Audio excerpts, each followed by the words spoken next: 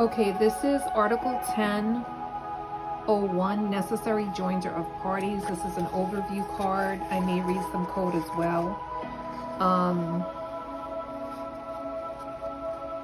So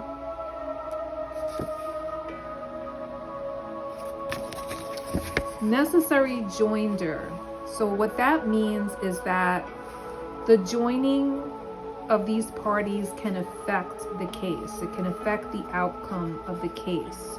And so these parties ought to be joined. Whether or not they will be is to be seen. But if complete relief is to be accorded between the parties who are parties to the action or who might be inequitably affected by a judgment in the action, shall be made plaintiffs or defendants. And so what this is basically saying is that without possible joining of these parties, there can be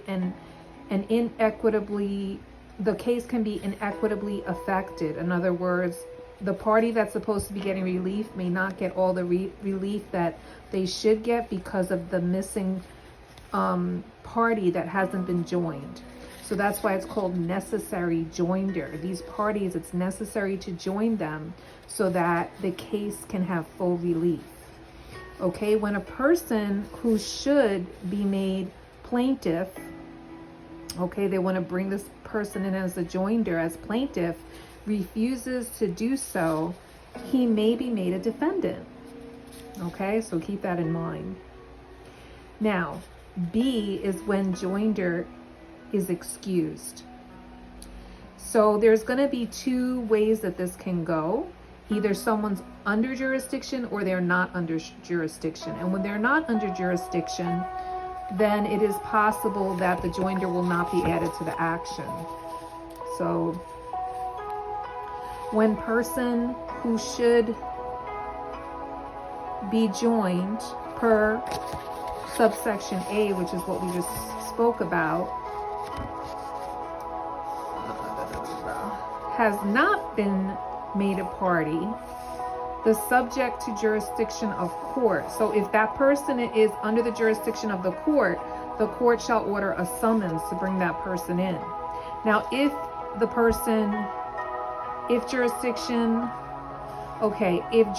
is only if the person appears or gives consent because he's otherwise would not be under jurisdiction, when justice requires, may allow action without being made a party.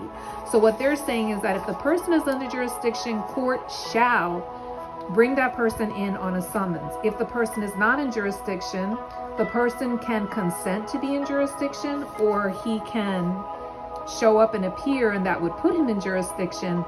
But again, that person is not in jurisdiction, so the action may go through without the person being made a party and joining the action, because they're not under jurisdiction unless they consent to jurisdiction or they show up and appear.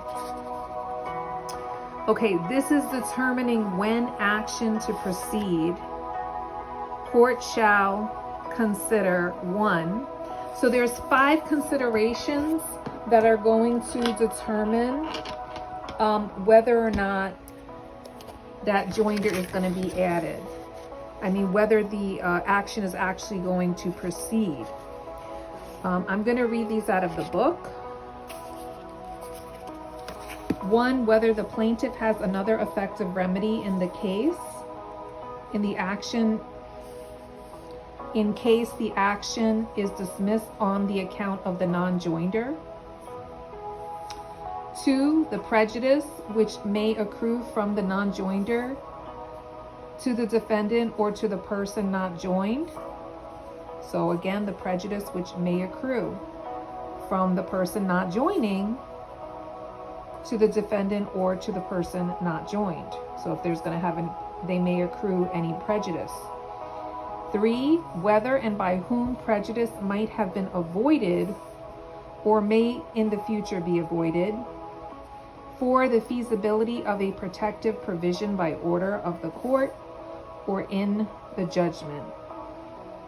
And 5, whether an effective judgment may be rendered in the absence of the person who is not joined. I think that one is the most straightforward, and it's what we spoke about in the beginning and is really honed in on in subdivision A, and that's whether the person joining, them not joining, is going to have a direct effect on the judgment that may be rendered in the absence of the person who is not joined.